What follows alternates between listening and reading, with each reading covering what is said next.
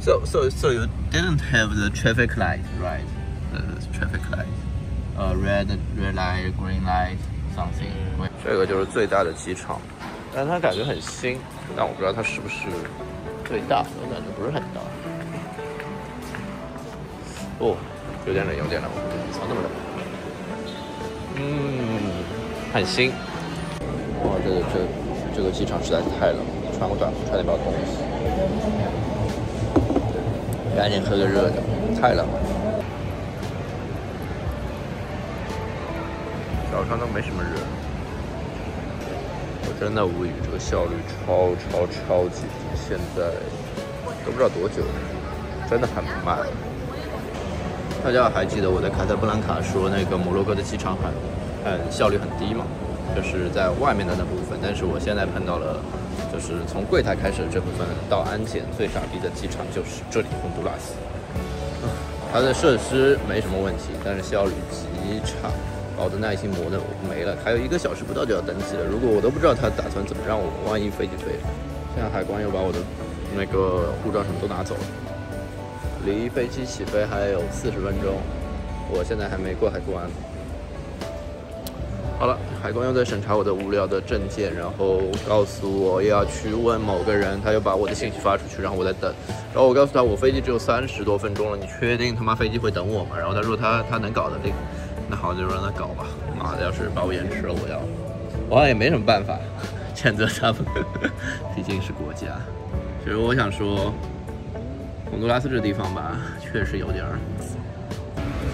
再来吐槽一下这个舱口啊！我想吐槽就是什么都可以吐槽。这个 group 就是它的公务舱，但是它是没人的，平常就是没人的时候我们都可以往上排嘛，也不用等在这个 regular 上，但是他要我再重新回去排，我觉得也很 stupid。你们这个效率真的是还起不起飞？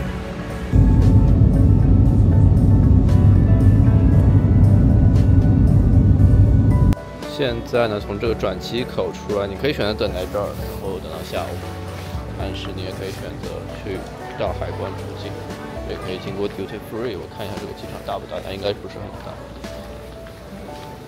但是它有很多口，所以它这个国家还算是挺开放的，有一点点像迈阿密机场。但很顺利的出来了。那他虽然对我的情况有一些不理解，但是就稍微有点奇特吧。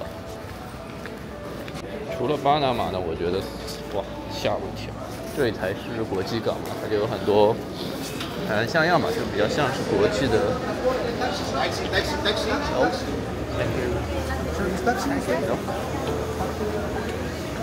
所以这有很多餐厅，小胖，Subway maybe，有点想吃，但我去市区吧。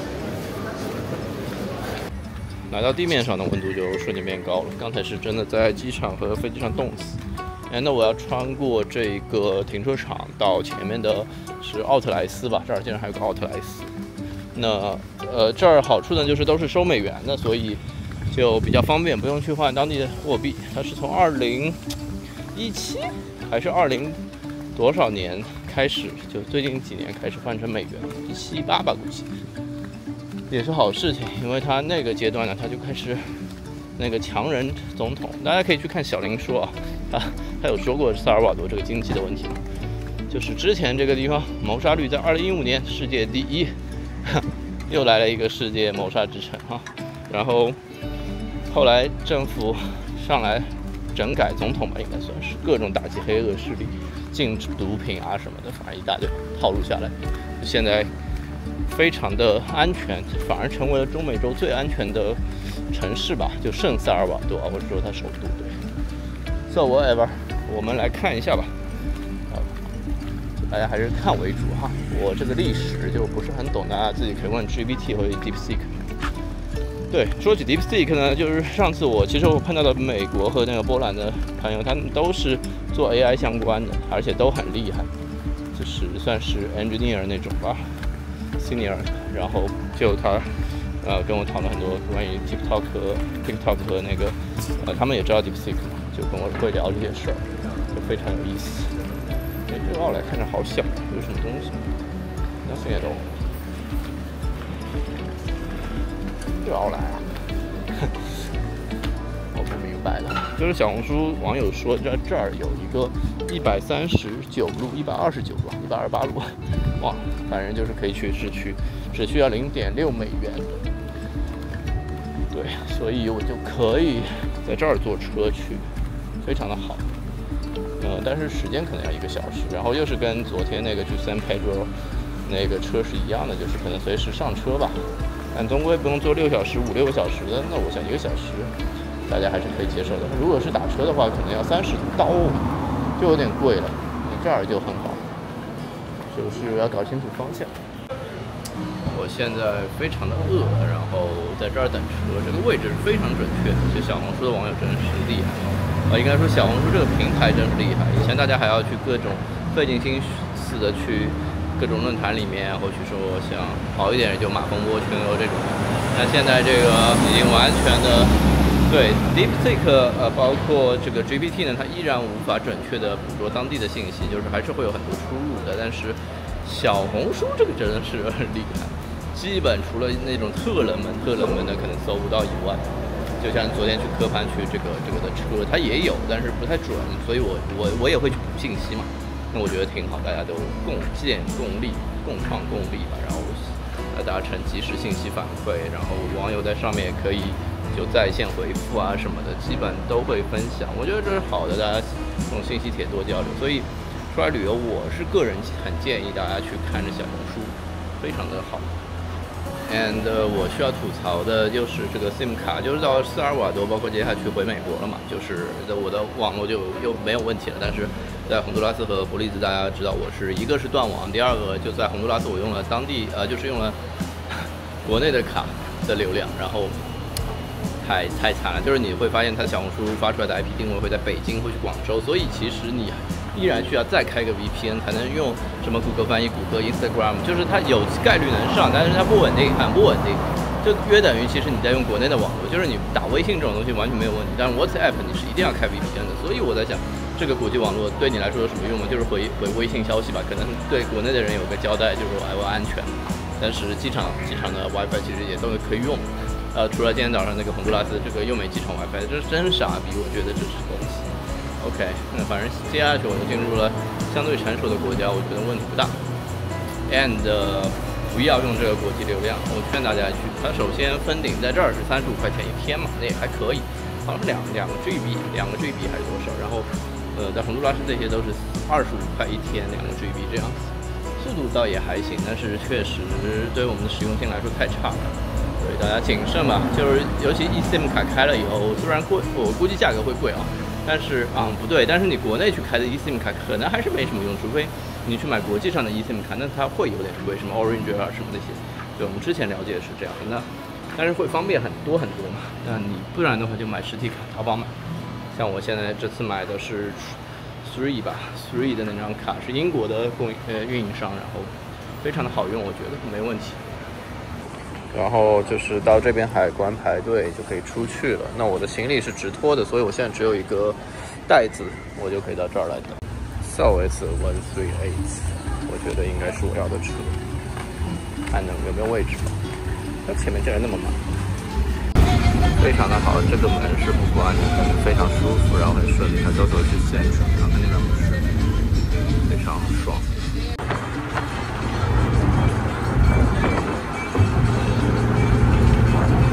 OK guys， 现在已经来到了这个偏向市中心的地方了，只要走点路就好。结果看地图呢，它其实就因为坐标尺不同嘛。那我在看美国的时候，你也会觉得它其实就这么点，但它其实距离可能在5到10公里，就是你走路根本不可达。但在这里呢，它其实周围的一个点啊，就过去，可能你觉得它也会很远，但其实只有3、4分钟的路程走路。So。就是坐标尺不同，所以这其实是一个小的城市，但是很热闹，完全不一样的繁华，跟洪都拉斯，但有点像安第古啊。这个其实可能怎么说呢，就像一些南美大城市吧，先入为主了哈。So， 让我们找个餐厅吃饭。我刚刚坐过来的路上呢，已经快睡着了，就是真的很舒服啊，这车挺舒服的，然后又风吹的也挺爽的，综上。So，啊，那边有个教堂，我想那边应该就是市中心吧。然后你看这个建筑也很高级，我不知道是什么哈。不过嘛，我想就在这周围看一看嘛，然后找个吃的，再喝个下午茶。然后刚才这儿就不错，但是有点上火，看人挺多的，大不了等会儿回来吃嘛。然后就是我其实以为就是每个城市都会有一个，比如说1、2个攀岩馆啊之类的嘛，像安迪瓜这种。那后来我其实最近在搜几个，我就发现没有，其实是没有的。所以这个也得是生活富足稳定的地方才会有吧，不然大家都没有什么欲望去搞这个，因为这个也比较冷门，然后投资也不小，所以就是个旅游景点。那我先回去吃吧，先回去吃饭，吃完饭我再逛一逛，因为其实我在这里现在是12点整嘛，我估计我3点钟也得坐车回去了，到机场4点钟嘛，因为我5点多的飞机嘛。据说过关挺快，但是它机场其实你看也没有那么小嘛，所以就对，3点钟之前得去坐车了，我觉得。那可浅逛个2、3小时吧。但其实你说有什么可逛的，我也只是带大家来看一眼，就我自己没什么执念的。执念就是来过一下境，刷一下国家。然后这里都是那个美元柱嘛，所以我觉得算起来挺方便的，价格比较便宜。Yeah. Oh, thank you. It's beef and chicken. The lunch. Okay, cool. I think I want a beef. Yeah, beef is good. And do you recommend some drinks? Drinks? Yeah. I'm not sure. Horchata. This is coffee or? 他点了那个橙子，他其实是这种冰沙了，所以我不知道他这里写着有点奇怪。然后我问这个，他说混合型果汁，它就是又写在一起了 ，so it's Frizzo。对，所以还是喝冷饮比较方便一点，到时候再买瓶水吧。哦，对，其实谷歌这边谷歌地图它是有一个那个叫什么来着？这个是景点的选择，所以我可以看到自由广场、什么莫拉赞广场上，刚刚那个就是，刚刚那个不是吧？有点像，不是，还有个圣萨尔瓦多大教堂、国家宫，都在我的右手边，很近，非常近，所以等会儿可能去看一眼，就是景点都在这中间嘛。然后很远的地方呢，有一个武装力量军事博物馆和自然博物馆，这个多远呢？也就1.6公里，24分钟走路，所以它其实这个城市真的不是很大，但挺热闹，而且你看这边英文啊什么什么，我觉得都没有问题吧。对。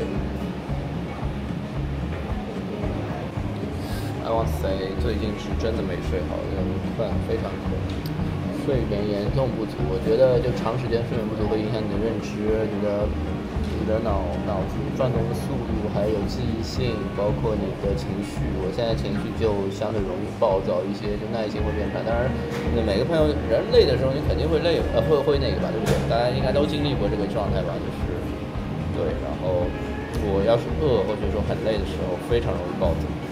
对，不算是我的情绪控制能力其实还可以，但是如果你让我碰到那种，可能是我吃不了苦吧，这也是我吃不了苦的一个原因。对，那我接着说萨尔瓦多吧。那它现在就是安全度什么各种转变以后呢，这个国家呢就变得，其实刚才也看到这个国家其实有点像国际港，还不错，对不对？然后它其实这个境内呢，它有20多座火山，这个才是真正的火山之国。只是它不像危地马拉，它会有那种喷发性的活火山，间歇性喷发活火山，可能它相对比较休眠或者死火山多一点，但是这地方就才是真正的火山之国。而且呢，它因为是沿海国家嘛，所以它其实有很好的冲浪点，你可能就是它这个浪点非常出名。但是因为我是不会玩冲浪的人嘛，所以但是我很羡慕，因为可能是我买了一些帕塔哥尼亚，然后会接触到一点这种冲浪选手，包括之前很早以前的三亚，说来惭愧，三亚接触过一点点嘛。我觉得冲浪这种人很帅，然后他的稳定性非常的好。那我自己大家可以看到，我攀岩的时候，其实我的平衡线啊这些稳定性其实是差的，包括滑板这种，我不知道是核心的问题还是我的重心问题吧，反正都有的。然后，所以我非常羡慕他们。那这儿的浪点，包括之前还有哪里啊？我其实经过好几个地方，包括加州他们那边，对吧？就是有很好的浪点。但是我没怎么看到有人在冲浪就是了。那这儿如果你现在我们是在内陆城市，如果你去到海边，它其实是有非常好的海滨城市可以去去的。但是离开了首都，我不知道它的安全度会不会依然那个，它可能会有点影响，变差一点，但是整体还可以。然后呢，我现在头发已经塌下去了，是因为烫的卷度已经没了。我这个头发是烫的啊，就不是自然卷。大家之前很多人问我是不是自然卷，不是的，就是烫的。000 wow， 对那个 ，thank you。树莓的立顿，他刚刚给我选还有一个是 pineapple， 我想是喝看树莓吧。其实莓果就是蓝莓、红莓、树莓，黑莓，尤其黑莓什么，对那个身体健康很好的，推荐大家早上都吃一点莓果，然后再吃点坚果，这样子一天就作为早餐，我觉得是非常好的。习惯掉进去。哇，桑葚果的这种感觉很好的。立顿哦，在这里真的出了很多口味。在国内其实是不是见到会比较少一点？其实不是的，国内立顿也很多，只是它会隐藏的很小，对，它会有别的名字。就像大家不知道，果粒橙可能是可口可乐公司的，酷尔也是可口可乐公司的，这个大家可能很多人不清楚啊，但它其实是同一个东西。包括这个立顿也不只有红茶嘛，对吧？它还有很多，包括你可能喝的麒麟啊，就是午后红茶，后奶茶，包括它的那个啤酒对之类的，也有很多牌子它只是共享的，因为它都是在大集团下面，或者说它的隐藏分支吧，就在国内它会推出不同的名字、不同的类型，包括你喝的矿泉水，那它可能有些是娃哈哈，有些是可口可乐公司下面的矿泉水，它也分很多级别嘛，高级的走那个廉价化路线的、亲民化路线的，都有各种不同的。对，所以大家这个对品牌有兴趣的话，大家可以在买的时候注意一下。你看今天我脑子其实回路就有点问题了，就经常讲话有点结巴起来，然后一下子想不出来，这种就是因为睡眠不足。对，因为我在拍这个是因为在萨尔瓦多可能没有那么多东西可以讲，那我就水一下，陪大家聊聊天嘛，也很久没聊了。这里的环境呢，可能也是因为环境嘛，让我比较觉得轻松舒适。就是尤其从洪都拉斯过来以后，我就觉得不错。就这里的海关过去非常顺利，就他问了一些问题，但是对就很轻松就过来了。这才是一个正常的海关状态吧。那当然，最近有那个加州的朋友在跟我聊嘛，他说他们两个跟我说，他说因为中国出海关的时候，不是他会盘问你很多问题嘛。尤其是出国的人，像我之前就是我也被盘问过很多嘛，然后让我等在一边，然后他说就细盘问的那种。这次出来就没有对，然后我觉得他们就很难置信这个事情了，就相对这种 security 的camera 摄像头什么这种，对他来说可能影响还没有那么大，因为他可能觉得像伦敦啊，或者说在纽约也有很多摄像头嘛，但是。对这种边境盘问这个事儿，它就直接影响到他自己的自由度的问题。我操，我这戏能不能播？对，然后他就会很抵触这个事儿，然后他特地来问我这个事儿。那我其实说实话啊，就是作为我们江浙沪人，我们本来这个地方相对也会开放一点、西化一点点，然后从小受到管辖也比较稍微少一点，可能没有那么固化思维或者传统吧。然后就是我碰到这个事儿，我也很烦恼。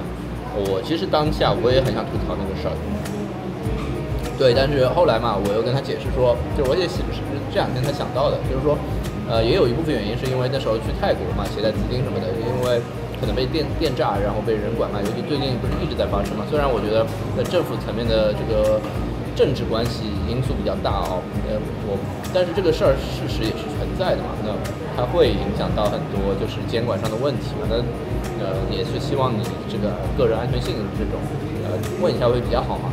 那我也能理解有一部分原因，然后我跟他解释，他之前不知道嘛，他们也觉得可以理解，对，但是这个事儿吧，就是会比较对。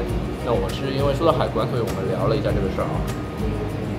And 那对欧美人来说，因为其实我最近也跟我一个朋友在聊天嘛，然后就跟他聊得挺深的，然后他会跟我说，然后我就有时候跟他讲旅行中的故事嘛。那我说我碰到欧美人很多都如果知道是中国人嘛，就很愿意跟我聊天，然后大部分都是了解各个国家的文化差异啊，然后现状很重要，然后一起骂特朗普，对，然后对，那他们就会我会有一套固定的话术了，现在就是以防我的英语没有那么好嘛，不能 deep talk， 就跟他们去讲很多，就是，所以我上次回到南美那种时候，我已经开始写一些文案，然后他们会固有的一些问题，我可以轻易回答，比如说两岸问题啊之类的，对，怎么去解释这个事儿，然后那我就跟他们讲嘛，就现在很熟练的去跟他们talk 这个事儿，对，其实蛮好的，就是我觉得，就我之前一直觉得。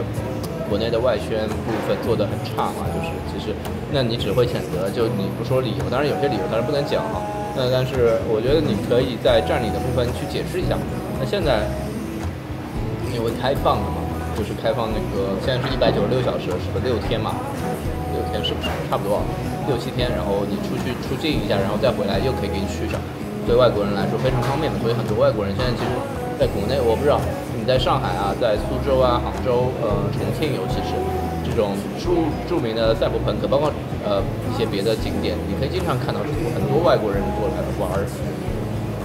当然首要呢，对他们2个点，一个就是那个过来还是有点远的，航班现在比较少嘛，因为现在俄罗斯空境这个问题也是，包括以色列这上空很多飞机飞不了了嘛。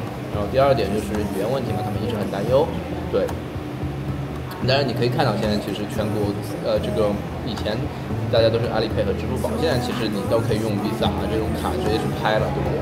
也是为了照顾国外的游客嘛，然后很多部分也标上双语啊什么的，各种小程序就是 application 叫什么软件，对，软体都有做国际版嘛，双语版之类的，所以我觉得就很好嘛。然后他们其实很愿意玩，像这个波兰朋友，他之后就打算是否有机会，他是在想新加坡还是在国内，就是国内可能就是深圳那边或者上海吧，然后想过来工作嘛，因为他们都是做 AI 的，然后说很想去张家界，或者你跟韩国人一样都超爱这个张家界，对，他们就会在 Instagram 上或者在Facebook 上这种看到很多这种剪辑，因为现在我感觉就是外宣做得好起来了嘛，因为它对外开放，当然也有很多游客出来，包括我说 YouTube 上你拍那个 travel 那种vlogger 也有很多嘛，你可以看到他们去了很多地方，甚至很多去农村什么的，中国农村，我觉得也蛮好的，挺真实的，然后评价大体都是好的，可能他们有对比吧，然后确实我觉得中国的旅游上，虽然服务没那么成熟啊，可能在一些转变上，但是人至少本性是淳朴和善良的吧，然后包容度也还可以，可能当然包含了一部分传媒外的性格在根深蒂固里面，但是总体是好的，我觉得就很重要。不要吸管，我拿吸管好累。综上，我操，一口气讲的有点多。那然后对，就是现在外宣，包括我看到有个账号叫 IP 伤害在 Instagram 里面，然后他就经常放一些小短片，是上海拍的或者照片，然后我觉得拍的挺漂亮的，对，也很有这种展现中国窗口的一个作用吧。那这种账号啊，这种宣传越来越多了起来，比你当初这种战狼式的或许说两极管式的好很多嘛。那很多我觉得你是可以不用解释，但是你要展现出来嘛。那现在可能我觉得国外的外国朋友就相对年轻一点，然后对中国包容度越来越高了，但是你无法叫醒一群就是固有思维太强，或者说他只愿相信自己相信的事儿的人嘛。那我觉得中国也有，国外也有，就是我觉得其实国家关系我不知道，但是你在见到所有的人的时候，他们的人命都会是比较友善的，不管你是哪，我不管你表面上装的也好，但至少我感觉他们是友善的，对。然后那你像美国那两个朋友，因为他们都是 AI 的嘛，那他们的教育水平啊什么各种眼界也相对比较拓宽一点，然后也各地去旅游，所以他们包容性会很强的，会跟我说，就是觉得我们两个国家就是互相离不开的，然后对互相需要的，就是所以他们觉得现在特朗普也是发疯，不知道在干什么。对，以前还有一件事就是我说，他们会问我，就是可能会想到中国这种自由问题嘛，我说你只要不要骂政府什么的，那我觉得问题不大嘛。那当然也不要传播一些奇怪的东西啊。那他们说现在他们也是啊，因为特朗普就是如果你说特朗普不好，也是会有可能会人间消失的嘛。那对，所以其实世界就如果你希望你把东西可以 control 在手上，或许有更加的掌控力，那你肯定会去走这样一条路，就是集权化的或者什么的。对，你要想完全民主自哎，我操，我这期肯定要被限流了。虽然我本来也没什么流量啊，如果你想走这种自由的状态的话，那你肯定这个掌控力就不会很强，就会出很多像枪啊、枪支啊，还有毒品这种问题嘛，对吧？综上，所以我觉得咱们包容谦虚的状态就是你得知道，就是什么事情都是多面性的，多换位角度去看这件事情，然后没有绝对的是非好坏，就是中间地带，我再重复，就是灰色地带是多的。就如果你只能做到就是对或错的话，那你这个人吧，我觉得吧，你也只能到这儿了，你的认知就局限在这儿。如果你30岁、40岁就大哥大姐们，依然你是这样想法的话，那我觉得对，我不是想传播我的价值观哈，我只是一种分享，人认不认可都是看你的事情。当然我相对不谦虚的说，我以现在的年龄程度，然后包括我的阅历和我的经历吧，各种方面的东西，肯定已经超过同龄人很多了。这我在认知上啊，我这是100%敢打保票，包括我心理年龄也是，但是只限于在部分啊。那比如说我的情感心理年龄可能还是偏幼稚的，因为我更喜欢自由吧。当然我不知道跟星座是不是有关系。就我依然，你说我负责嘛，我算是负责，但是我依然没有兼顾的抬起这个我应该去，比如说为对象去负责的那种感觉吧，有这种就有算逃避吗？我不知道，我可能跟原生家庭有那么一点点关系，也不知道，就是都有可能吧。但是就是我是对自我剖析的还算是比较清晰的人，我是知道，但是可能我有些东西我就不想去做，或者我不喜欢做，就我依然会躺在自己的舒适圈里面。这也是我之前说，如果你谈恋爱或者是说结婚这个事儿。结婚也不用说，大哥大姐们也不用我来讲哈，就是看一下那个韩庚的前任4和3和4吧。我觉得4还挺深刻的，就是那个单身舒适圈的问题。我如果一个人能过得很好，我为什么要再找一个人给我添堵？是不是？如果2个人在一起不开心的话，所以我如果谈恋爱或者结婚，首要标准就是得开心，就是你们2个人相处的得舒服，这是最基础的事儿。就是物质啊什么的，那是稍微往后放一点。对我来说，精神方更重要。不是说我不缺物质啊，就是我当然会希望赚很多钱啊，像传统单一价值观里面的那种成功的定义啦，就我依然逃不出这个状态嘛。之前我不是也向大哥大姐们讨教嘛，但是对，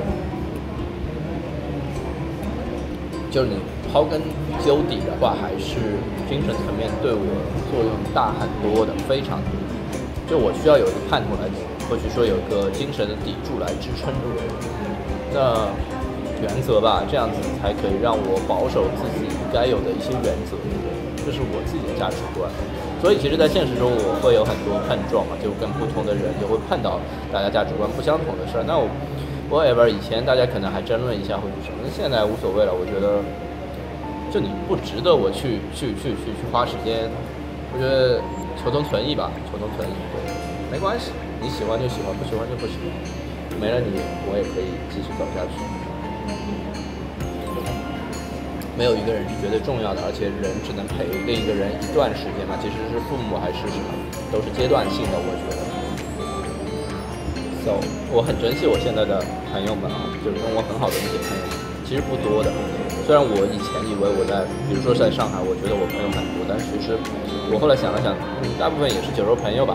其实你的联系度也不是很高，或许大家有利用价值，或许说，在性上面的利用价值也是一样的嘛，就是，那他可能对你有目的性，他想跟你谈恋爱，或许你想跟他谈恋爱，都一样。就是那撇去这个，如果你不跟他谈恋爱，他人就会消失。这个东西，你说它是一个稳定的关系吗？不是吧？我觉得，对吧？那真正跟你掏心掏肺，然后就是对互相能提供价值的好朋友，然后也有可以说讲很多 deep talk 的那种，那我觉得是好的，就非常少，在我的上海的这部分可以掰手指来数，所以我每次去其实现在是去上海了哈，因为我之前住宁波嘛，那去上海就也会就只找这几个人嘛，每次都是大家就一起吃饭这样子，其实关系还挺融洽的这样子。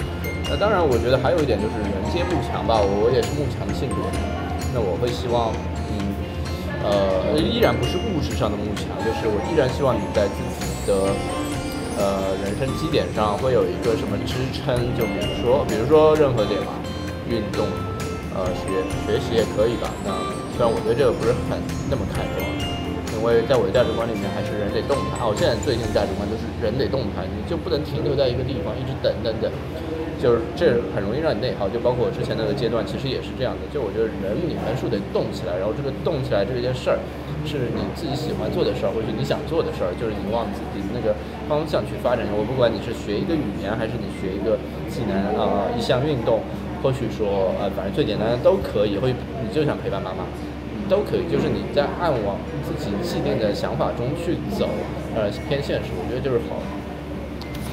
Gracias。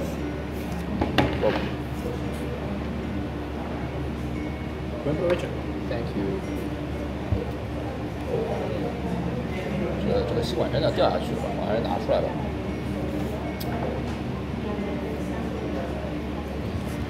OK，and 就人得动态起来嘛，不要停留在那边等啊，患得患失啊，就是活在明天，就这里会让你非常的累，就你还是得做一个活在当下的人。虽然这么讲，但真的非常难，我承认哦，至少对我都很难的话，我觉得。因为我对自己抛弃已经很清楚了，但是如果大部分人，我觉得他对自身抛弃并没有那么清楚，跟你年纪没关系，跟你经历有关系。那都不清楚的情况下，你该如何去活在当下，是吧？很好吃，它烤的有点老，但是不错。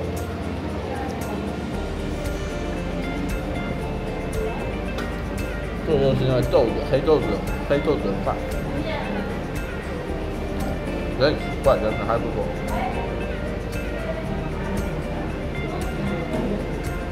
这是什么？牛油果。之前不是牛油果很健康嘛，然后有饱腹感，营养价值也还不错，就稍微有点贵啊。然后我不知道 Shake Shack 出来的还是哪里出来的，就很多女生在上海嘛，大家都吃健康餐，健康碗都会有这个。但我其实一直对牛油果不是很感冒。因为它有点黏糊糊的，就没有嚼，我喜欢有嚼头的。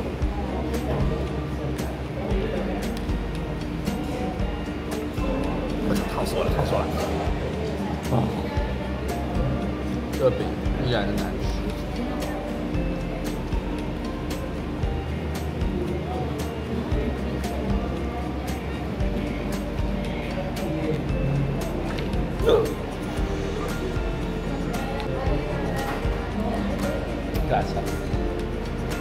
我操，他好好啊！他看到我的刀掉了，然后就立刻有服务的意识，我觉得就非常的好。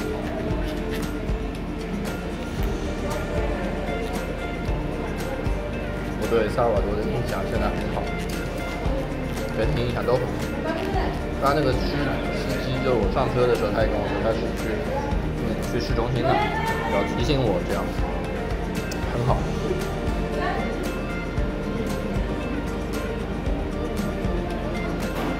最近我还有一件省事的点，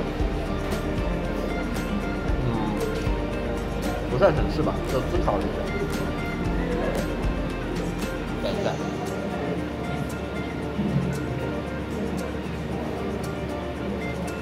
就是在人与人的沟通方面问题，就是现在全球化嘛，其实你想联系，通过 email 啊。WhatsApp 都可以联系到，甚至微信哈。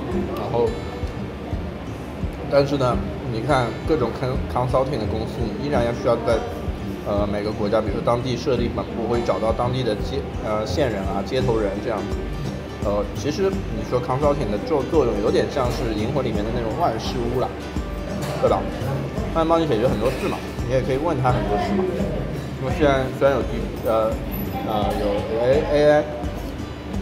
但是还是不一样，你需要有个人到当地实际的看，或者跟这个人实际的谈，不然去了解、收集信息。AI 现在依然无法做到这种无孔不入的状态，当然你也很怕这种对，然后就我们明多是外贸嘛，因为是港口城市嘛，外贸做得很好，所以其实外贸公司的朋友就会有这方面的，他们会到中美洲、到南美洲去找货啊，很厉害。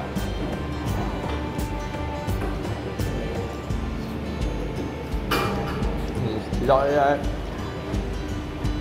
最近 Teams 不是和罗永浩对谈嘛，讲了3个小时。他有提到 AI 这件事，这是他对行业中的那种认知啊。但我觉得 AI 真的是，因为你现在看小红书、看抖音，你会发现有很多 AI 的视频，不管是色拉图做的还是别的做的，除了视频、照片也是几乎以假乱真。他如果不标 AI， 因为我是做视觉这个行业的，我本来接触就多，我看的已经很多了，我也了解这个图片的底层的逻辑，但我依然会愣很多秒，甚至对看完才反应过来这可能是 AI， 是从它的剧情上推理，并不是说它这个做出来效果。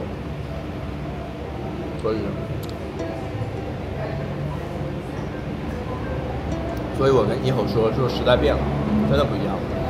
就现在作假也未必要作假吧，反正就是真的分不清。然后呢，我们不是有个耳环品牌在做吗？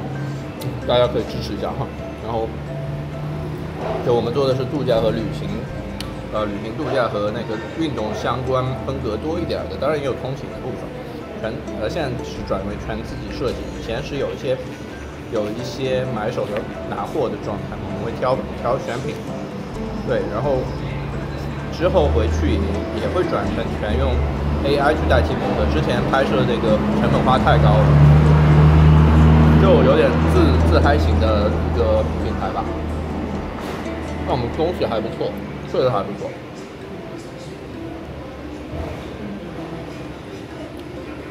所以就很方便了。以后的模特可以无限的换，我可以日更，非常厉害。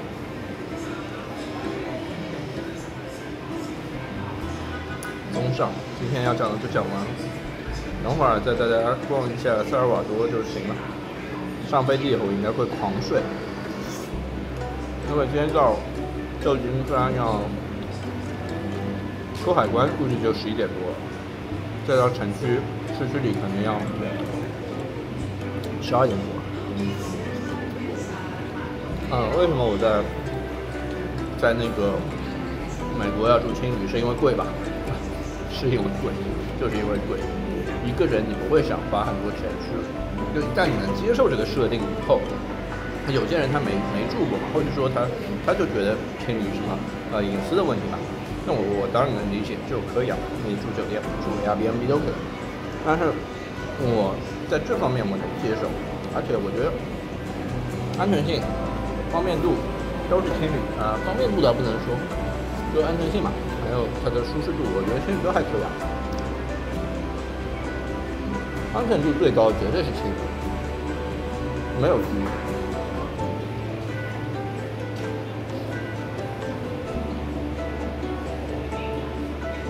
除非你住到景区去，所以我接受去住青旅这件事儿。一个人不太愿意享受很多。我操！哦，你拍视频了，我操！我最近在做一个那个小红书视频，我想拍一下那个中美洲的物价，剪个短视频给大家看，忘记拍了，得拍竖视频 ，and 没然后了。那我的消费价值观差不多是这样，不是没钱啊，就上一次可能还有预算限制，这一次几乎没有预算限制，所以你可以看到我的这次把想玩的项目全都玩了，上一次真的没有。and 对，所以我更不可能在吃和住上面有什么太多紧张的成分。但是虽然它贵啊，虽然商务舱我还是坐不起它，我要承认我依然不舍得。但是啊，这种钱我还是没什么问题。对，我不住单纯是因为不想住，就之前也是有选择去住酒店的，我也挑过。后来想想，哎，算了，那么麻烦，还是住青旅吧。当然，美国青旅其实也不便宜，我说实话。从上吧。现在呢，哎，这个有点像我总结，就是有点像我那种之前做的环球旅行总结一样。那我就在这里去说了。中美洲这是我最后一个国家，尼加拉瓜我不会去，然后以后maybe有机会去哥斯达黎加玩，户外项目的时候会经过一下吧。那不去了就不去了吧。And 我现在觉得危地马拉的南边和哥斯达黎加的拉方特那块火山区，其实都是火山区，绝对是最好的两块地方。中美洲无敌。剩下的大城市们呢，当然像巴拿马这种国际港又有运河在的，当然很好了，但是不一样，不一样。然后拓展了版图以后啊，对哦，但是我那个优胜美地下周啊，就我后天就会去优胜美地，所以那个地方还没去过，可能还能加一步。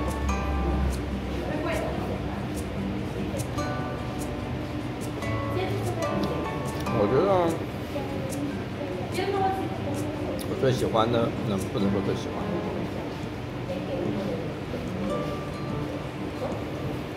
很多人会问我依然会推荐是法国群岛第一。然后中国最方便的地方，吴哥窟是第二，仅限于吴哥窟。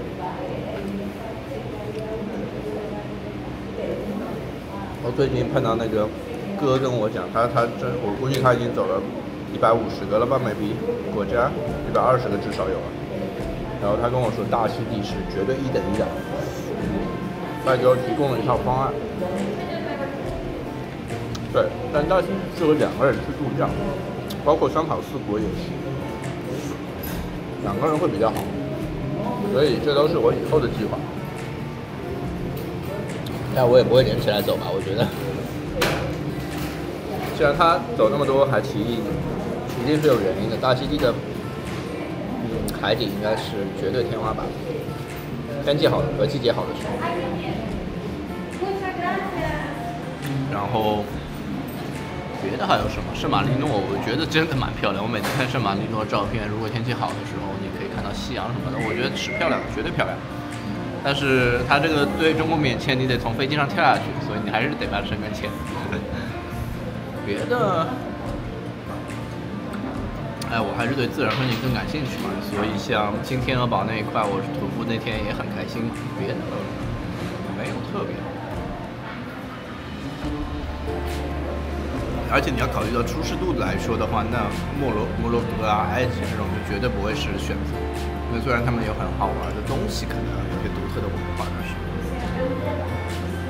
还有什么？意大利整体是好玩的。多洛米蒂我还没去，我想那个应该是好玩，未来会和瑞士一起走，包括南法可能也会一起走掉，10天嘛，12天maybe。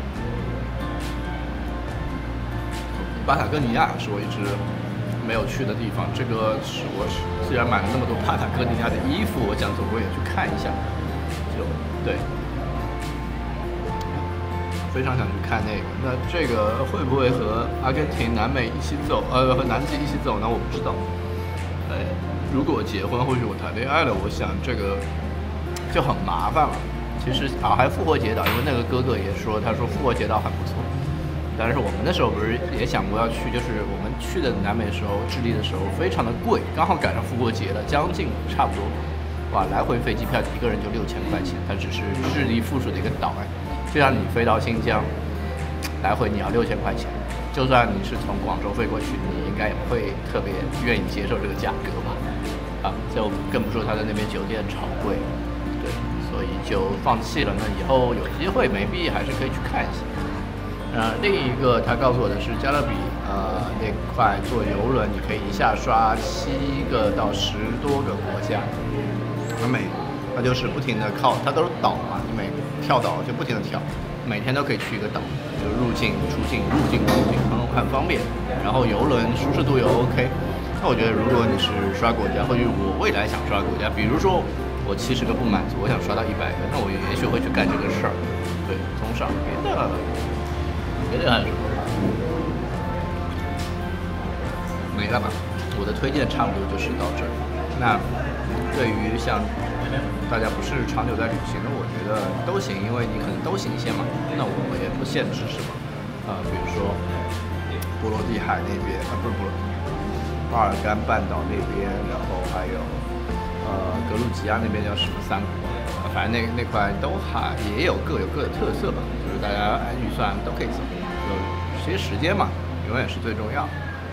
酒足饭饱，这儿的英语普及度好像就虽然没有伯利兹高嘛，因为伯利兹是唯一的英语母系国家，母国嘛，对，母语国家。那这儿这个地方就有点像古巴了，对不对？这还挺漂亮，拍一张。但是这儿他们餐厅这种英文 OK 的，确实讲的挺好的。笑死，这个怎么评价贼好的，比我好的。我开玩笑，我不知道 ，maybe。那然后往这边走就是刚才我说那几个景点，我们可以逛一下。这边好像全部粉刷过了，还挺新的。现在太阳紫外线强度是6，所以不上不下，反正还行吧，感觉晒的不是特别。好像像是旅游团。哎，这前面是鸽子哦，它这个尾巴好漂亮，这样像裙摆，好像是一只不一样的鸽子的，好肥。这里的店都没有开门，气球飞过来，笑死。哦，这个球小朋友应该挺喜欢玩的。然后现在去喝杯咖啡吧，等我转一圈以后找个咖啡店。然后如果没什么事儿，早点回机场也是可以的。泰宝宝，泰式珍珠奶茶是吧？哎，可以哦，喝一下要不？等会儿吧，先望一下。你看这2楼它其实是空的，就是废弃的，我不知道里面可能以前是一个什么工厂还是菜场。你看1楼的门店呢依然是好的。我来的一个中国这个是中国原建的那个图书馆，我就说嘛。我听说过这是有个图书馆，你看那么多学生来这里，它旁边画了一个中国结，这旁边有点像中国脸孔，但是它是中国什么？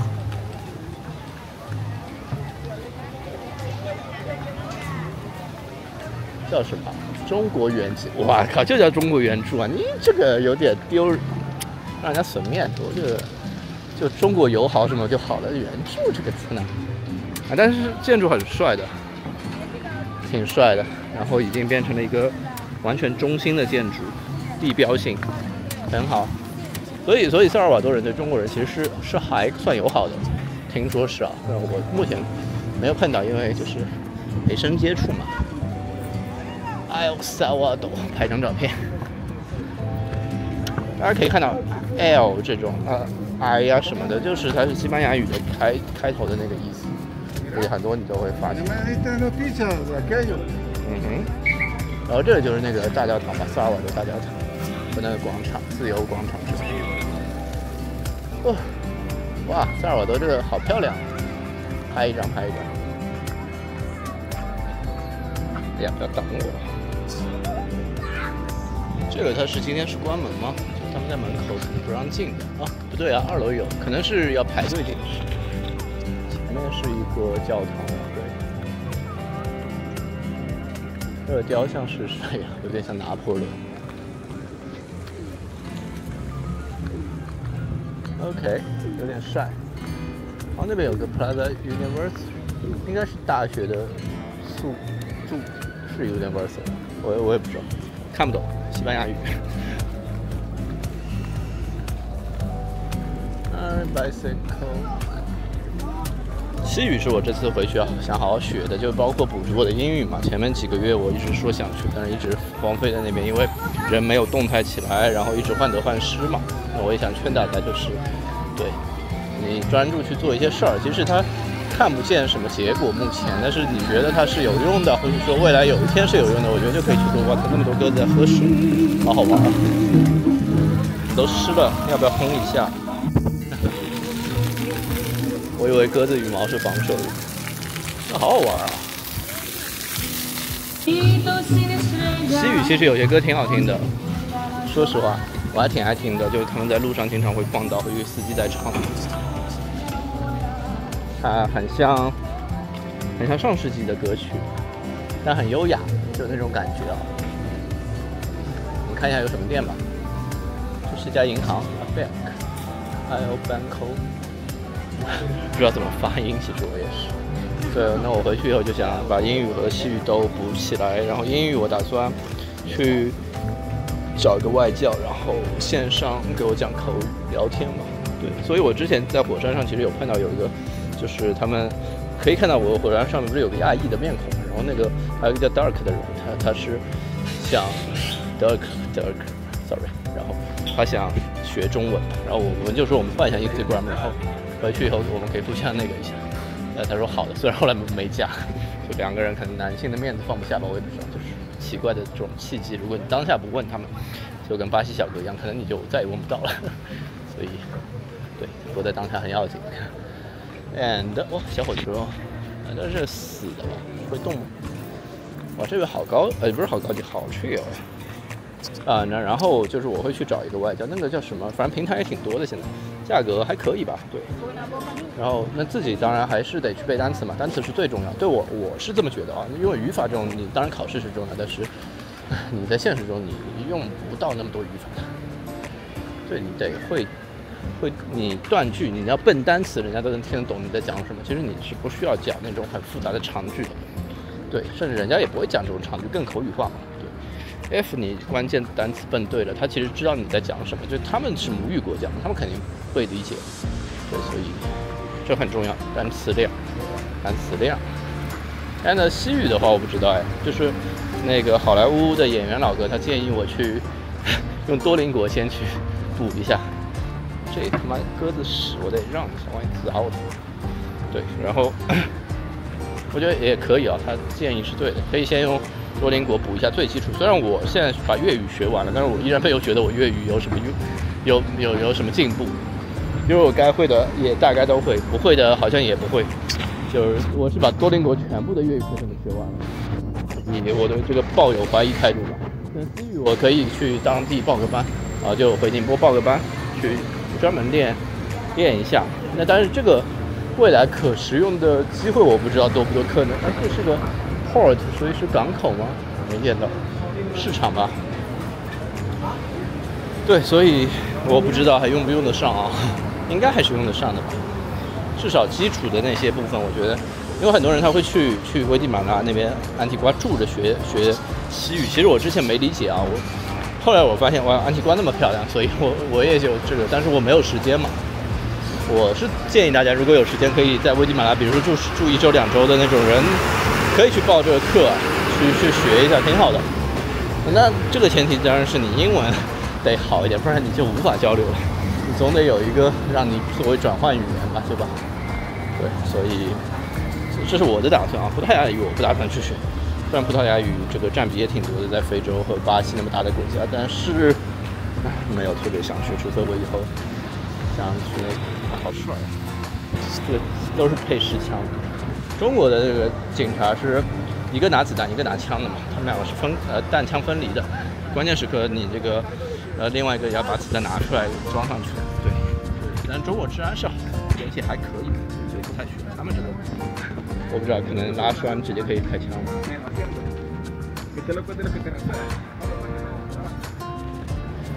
商品小店。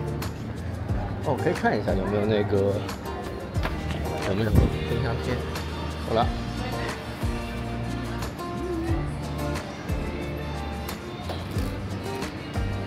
啊，我都有什么特色？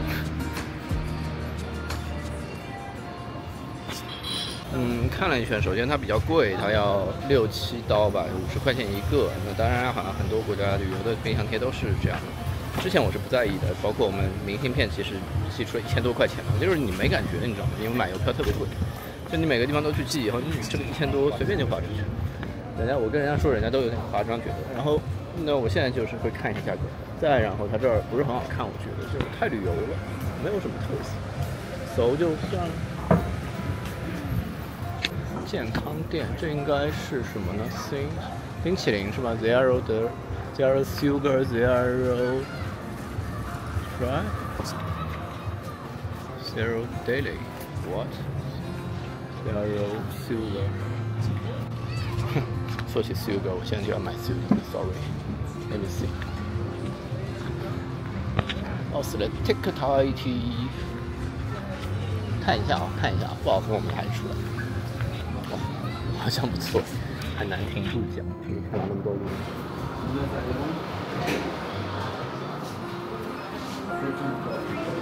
我操！爱了，但太甜了，我想换一个。这种是水果杯。我看的 cream， 那个是奶糖真的爆炸多。卡梅鲁焦糖奶茶，我操，救命 ！Okinawa， 哦，这个适合我。Brown sugar 黑糖汁。Can I have Okinawa brown sugar too? Yeah. YU. 10 grams of sugar is okay for you? Yes.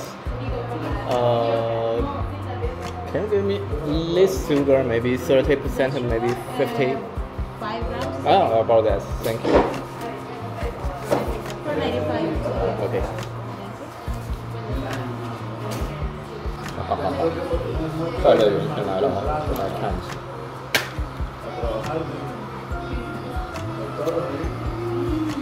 我靠，50%糖还是甜的丰富，还有什么？不过我不喝奶茶，是不是大家觉得就不像在看我的节目？最近因为这次行程没那么长嘛，所以我可以不吃中餐，不喝奶茶。对，但我看到我还是会想尝试一下，因为上2个月，再往前几个月刚回来的时候，我是有段时间狂喝奶茶，然后我的体重呢不是回来138斤嘛，然后到现在出来前应该是150将近。就是当然不只是奶茶的功劳，还有很多就是吃正经的饭了嘛，没有白人饭的这种状态。就我出来，我发现就是你一直在走，然后吃的又少，然后你睡眠可能没那么好的情况下，太容易了。不知道是不是因为泰国奶，应该没什么关系啊，在放 Jennie 的歌。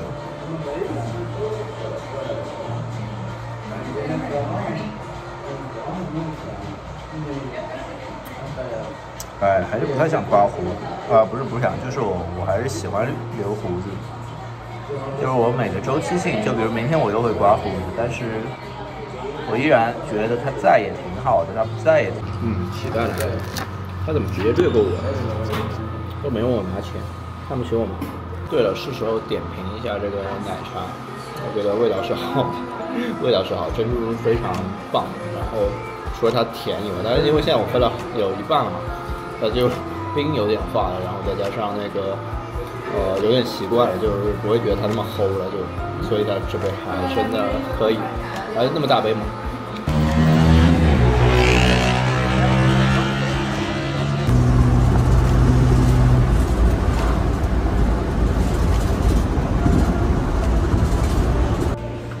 萨尔瓦多出境是不需要过移民局的，然后我入境的时候，他跟我说，他说你出去可能需要付7还是17刀，但是呢，我刚才根本没有过移民局就出来了，所以好像也没收钱吧，应该是入境的时候他要收，但他没收我的钱，所以他确实也不确定，好搞笑啊！所以其实不是在 Florence 出了这个事儿以后，我现在对章很敏感嘛，所以我查了一下，确实是不需要。他说，我问了工作人员，他就说 no need， 那就这样吧，给我省钱了。在萨尔瓦多机场，它还有一个，我想说这萨尔瓦多它这个做的是很简单了，但颜色还是挺好看的，还有一些小展览在这儿。形象吧。不应该写一个啊？不应该写一个英文吗？我也吧。挺好看的这颜色。挺好看的，我喜欢这种叫什么？也不算印象派吧，写实派。OK， 我现在已经在机场了，然后因为我电脑已经托运了嘛，所以从现在大概还有2个小时登机，就没什么事儿干。机场很冷，所以我现在穿长袖，等会儿下半身肯定会爆冷。上飞机以后应该会拿个毯子。那现在没什么事儿干，还有一些零钱，等会儿我去买点水啊什么就花掉就行。那我现在很困呢，可能就在这儿休息会儿吧，也没什么人。我们这口是一个极端，所以就我们美国见吧。中美洲行程到此为止。Good。我们坐在那边，突然就开始被要求安检了，感觉是个形式的演习。他们后面有人在拍照片，很认真，我很无语。